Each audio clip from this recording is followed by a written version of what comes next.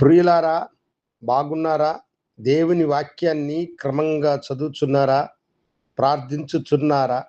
నేటి ధ్యాన వాక్యము, యెహోవాకు అసాధ్యమైనది ఏదైనా ఉన్నదా? ఇక్కడ దేవుని వాగ్దానము మనకు వినిపించబడుచున్నది. దేవునికి అసాధ్యమైనది ఏదైనా ఉన్నదా?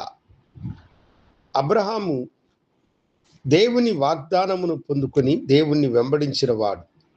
అయితే ఎదురు చూసి అతనికి చాలా నీరసము కలిగింది.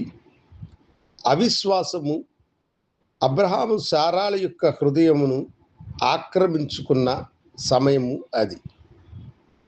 సొదొమ గొమొర్రాను నాశనము చేయుచున్నటువంటి దేవుని దూతలు ఆ మార్గమున వెలుచు అబ్రహాము దగ్గరికి వచ్చారు. అబ్రహాము వారికి ఆతిథ్యం ఇచ్చినప్పుడు అబ్రహాముతో వారు, ఇదిగో నీ భార్య అయినటువంటి శారా వచ్చే సంవత్సరము తన కౌగిట బిడ్డను ఎత్తుకుంటుంది అని వారు చెప్పారు. అయితే సారమ్మ ఆ మాటకు ఆమె తన మనసులో నవ్వుకున్నది. కారణము, సారా బహుకాలము గడిచినటువంటి వృద్ధురాలు.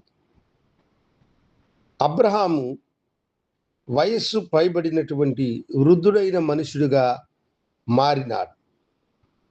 వారికి శారీరసారమైనటువంటి బలము ఉడిగిపోయినది కనుక అబ్రహాము శారాలు ఆ మాటను విశ్వసించడము కష్టముగా మారింది. అయితే ఇక్కడ దేవుని దూతలు వారిని చూసి చెప్పుచూ ఉన్నారు, దేవునికి అసాధ్యమైనది ఏదైనా ఉన్నదా? శ్రీధర్మము ఉడిగినటువంటి సారా గర్భమును, మృతతుల్యమైనటువంటి అబ్రహాము యొక్క శరీరమును బలపరిచి ఒక సంతోషకరమైన బహుమానమును దేవుడు వారికిచ్చి వారిని ఆశీర్వదించాడు.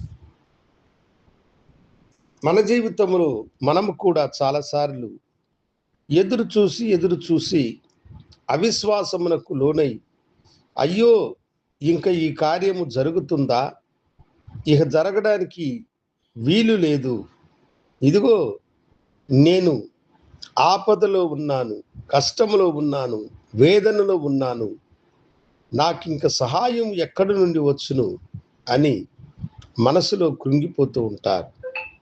దేవుడు ఈ దినము మీ కొరకు ఈ వాగ్దానం ఇచ్చుచున్నాడు.